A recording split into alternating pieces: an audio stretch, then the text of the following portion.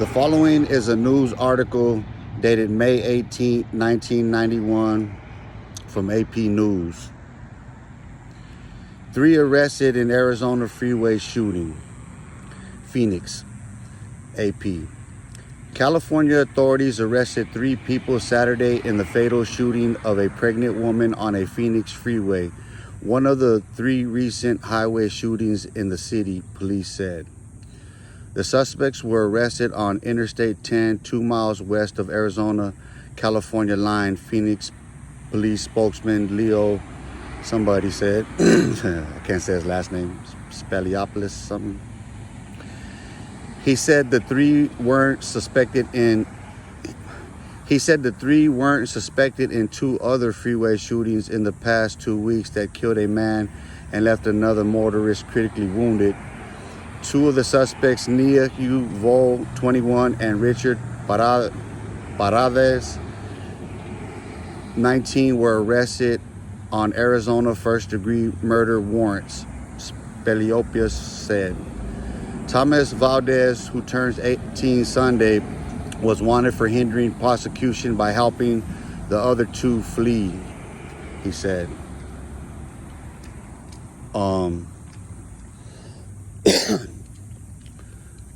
Those homies right there they're from Wedgewood. Anyone don't know, not familiar with that case at the time. I mentioned before that, there was a lot of us that were running wild out here and just going crazy and then doing a bunch of different things, from different hoods out here.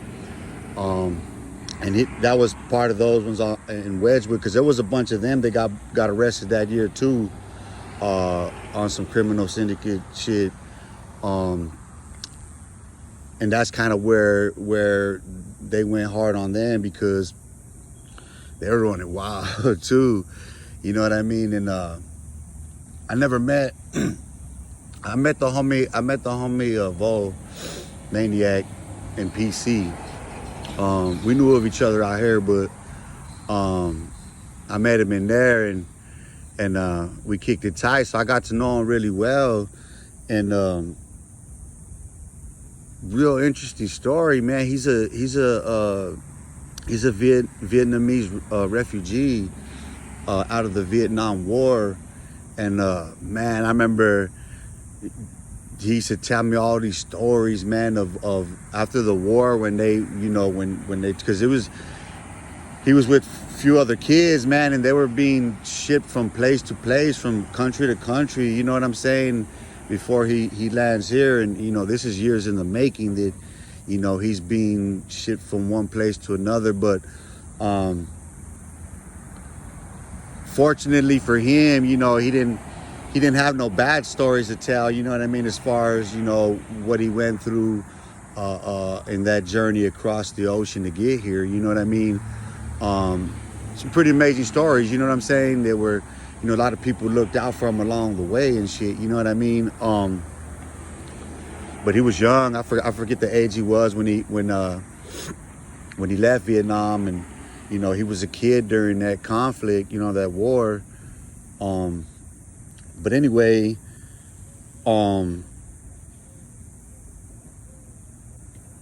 he's told me what happened that day. I can't remember vividly, but I do remember him mentioning the accident that shooting was.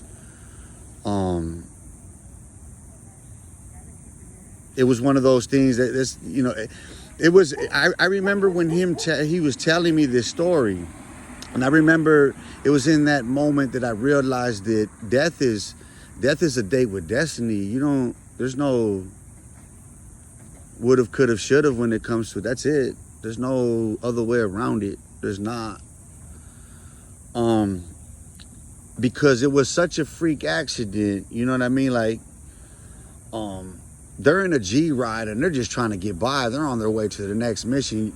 Those of us who are out there like that understand that when you're out there on the grind, you're out there, ripping and running, you're on to the next, constantly on to the next. and you know, there's that's all you're thinking about, you know what I mean? You ain't got short fuse and just ready to blow. But I guess dude that was driving the truck, because they're just trying to get by, and this dude starts trying to play chicken with them on the freeway, you know what I mean? He's playing chicken with them and not letting them get by and shit, you know what I mean? They're just trying to get by.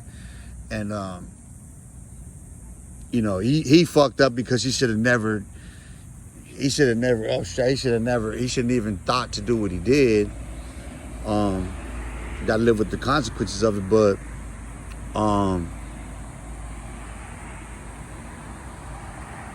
my understanding, I'm trying to remember specifically, but it was one of those things where he was just gonna shoot into the back of the truck. Memory serves me correctly, he told me. You know, just to scare, you know what I mean, so they can get by into the bed of the truck. He was gonna shoot them.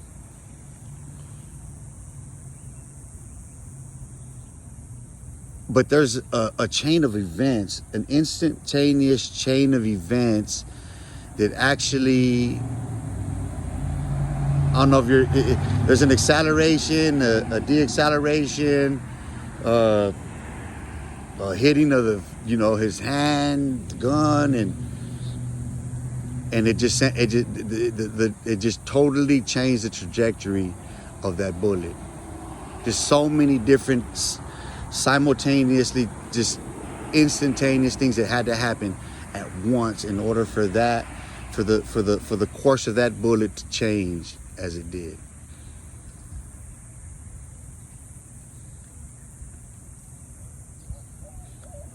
It wasn't gang related. It was just foolish. It was just a senseless act of violence because we didn't know any better. That's the way we ran around out here. We couldn't see a future for ourselves. You know what I'm saying? Apart from what we knew best. You know what I'm saying? It wasn't instilled in us another way of life. You know what I mean? Some of us. I'm not gonna say all of us, but for some of us. And those are mixed numbers there, man. You know what I mean? There's only 1% of us that are riding hard like that. Those are the Justice Department statistics.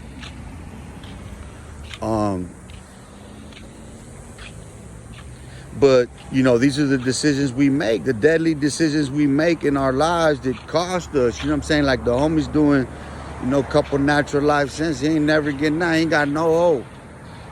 You know what I mean? Some of the best food I've ever tasted was his cooking, man. And Vietnamese dishes here making a pen, man. You know what I mean? And he could write too. Like he's another really gifted storyteller. Like he has some amazing stories, man. Like poetry too, man. Like, you know, could have done so many things with his life. You know what I'm saying? The whole lot of us, you know, his story is different because, you know, he was older at the time that happened. But you know, he was a child during Vietnam there in that conflict. You know what I'm saying? And then he's, you know, put on a boat and he's brought here. You know, those are, you know, those are unique stories in themselves. You know what I'm saying? That's hardship in itself. And yes, we all make a decision to do what we do. You know, we all have choices, man. You know what I mean? And that's the thing is, you know, for those out there now, those youths out there now, man, there's so many tales of woe. You know what I mean? And I'll dig up some more media reports on some different cases that I'm familiar with and different people I'm familiar with, and give you some insights and some impressions on my relationships to them. You know what I mean? And how I know them or whatnot. Because there's a message here, man. We're trying to give guidance to the youth. You know what I mean? give a different path. You know what I'm saying? Present different pathways to the youth. You know what I'm saying? Getting them to realize the potential in themselves, and you know, and what they can do if they just push through. You know what I mean? Don't give up. You know what I mean? Because you're gonna throw your life away, man. You know what I mean? And you got a lot of prison channels on here that are telling you all these stories of what's going on in prison. You know what I'm saying? Tim Snow, Texas Prison Story. He's got some good ones out, some good stories, some crazy shit. And there's homies out there in California. They got some good ones. Blood on the Razor Wire. That's a cold piece of work right there on them prison stories, and give you some insights on how brutal it can be. But my thing about it is that fuck the brutality of prison, because you make it or you don't, dog. Same in the streets. You know what I'm saying? But you know what it is in there. You know that you, in essence, you somebody else's bitch, because you on somebody else's program. You can't do your time. You know what I mean? That's the reality of that situation. But for me, it's not even about the brutality of what you may experience in prison. It's about the loss of my own life. It's about the loss of my freedom. It's about the loss of my sanity. You know what I mean? My morality, my dignity. You know what I mean? There's a lot more that's more valuable to a human being than that. You know what I'm saying? Like, those are decisions people got to make. People got to live with the consequences of that, man. And yes, people need to understand that prison's a brutal place. You know what I'm saying? And you're at the mercy of others who are going to tell you what to do, dog, because they themselves can't stand on their own. They need groups of people to do it. This is the history of these gangs, dude. You know what I mean?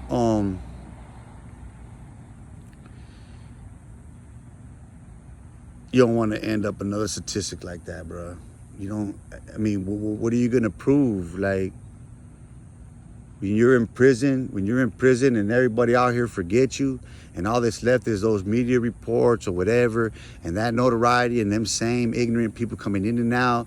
Hey, you know, patting you on your back for the ghetto celebrity that you are. You're not even a ghetto celebrity. You're just become a prison celebrity, because the ghetto forgets about you. I'm one of the few that relive those memories, that bring them back up, that people don't want to get into out here. You know what I'm saying? I'm one of those referees that's going there with it. You know what I'm saying? I'm not trying to get nobody caught up. I'm not trying to create no problems. I'm trying to do the complete opposite of that, bro. You know what I mean? So, yeah, I pray we all learn a lesson, man. You know what I mean? Some of us have lived long enough to see our way through it, man, and we want nothing more than to see those that are following in our footsteps to not have to suffer the consequences that we do, bro. You know what I mean? I'm out.